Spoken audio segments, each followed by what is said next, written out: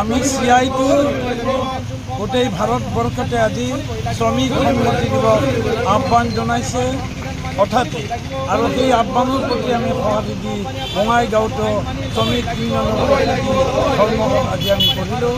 কাৰণটো এটাই যে বিদেশী বহুজাতিক কোম্পানী চেমচাং কোম্পানী দক্ষিণ কোৰিয়াৰ কোম্পানীয়ে চেন্নাইৰ পেৰাম্বুৰত তেওঁলোকে যিটো কোম্পানী আছে এই কোম্পানীত 1450 গৰাকী শ্ৰমিকক তেওঁলোকে অকস্মাতে ইউনিয়ন কৰাৰ অপৰাধত কামৰ পৰা নিলম্বন কৰিছে আৰু লগতে তেওঁলোকে প্ৰশাসনক যোগেদি আমাৰ এই শ্ৰমিকবিলাকক গ্ৰেপ্তাৰ কৰিছে।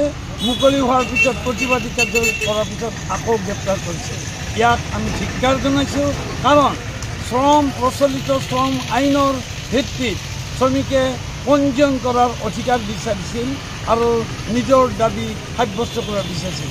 তেওঁলোকৰ এটাই কথা যে তেওঁলোকে ইয়াতে কোনো যিহেতু বিদেশৰ কোম্পানী তেওঁলোকে ভাৰতীয় শ্ৰম আইন নীতি নিয়ম মানি চলিবলৈ বাধ্য নহয়।